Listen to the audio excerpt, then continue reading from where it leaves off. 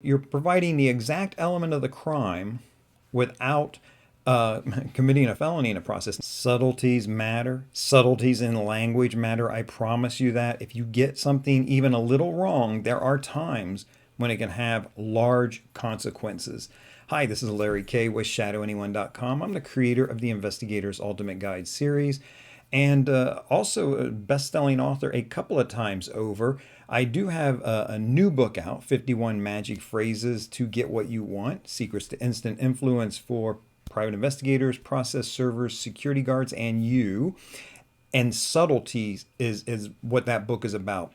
I give you the exact magic phrases, word for word, that help you get what you want to do, the things you need to do in the security and investigations world specifically. There's some broader things that'll serve you in life, but really it's the first and only book of its type for those of us in security and investigations profession.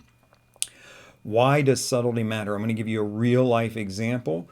A crackhead was aggressively panhandling on some property, and the security guard went out to confront the panhandler, and she was not having anything to do with it. The panhandler was a woman, and just no, she was going to argue and engage, and don't get sucked into that.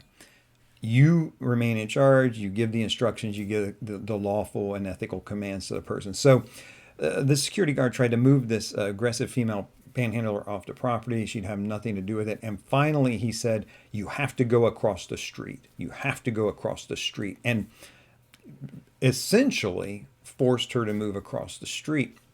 What's the problem with this? Well, panhandling is a misdemeanor, but moving somebody against their will, at least in my state, that's kidnapping. That's a felony. You don't have to touch them, but just moving them against their will. Now you say, oh my goodness, well, Larry, if that's the case, we can never move panhandlers off our property because it's always forcing them to move against their will. No, think about it for a minute. There's a subtle difference between you need to go over there and you're moving them with your words or with your force or authority or perceived authority. You're moving them. And there's a difference between that and you need to leave the property. Do you notice the difference?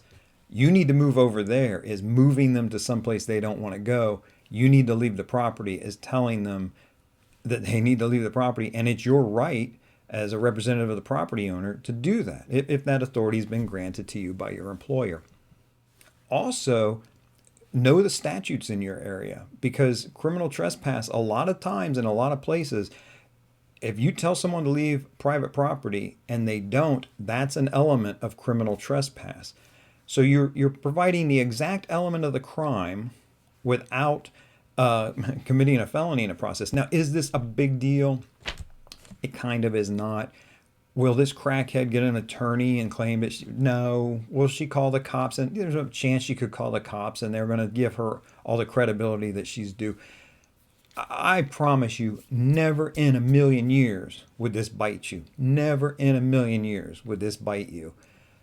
But it's wrong. It's not right. And how you do anything is how you do everything. If you can't move a crackhead, aggressive panhandler off of your property properly, if you allow yourself to be loosey-goosey with the law and that type of thing, and yeah, I just said loosey-goosey. It occurs to me I said that. I may edit that out somehow.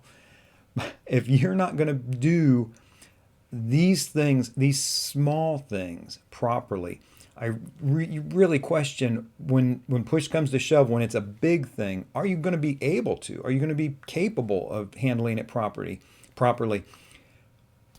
Subtleties count.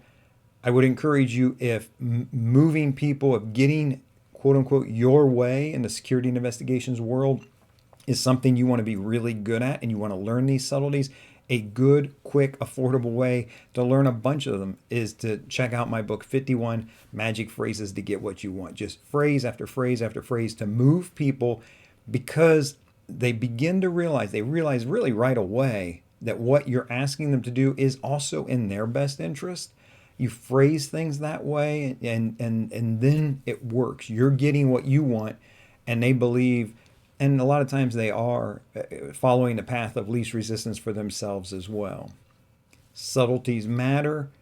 Doing things properly matters, both in small things and in big things. Please hang on to that idea and think about it a little bit this week.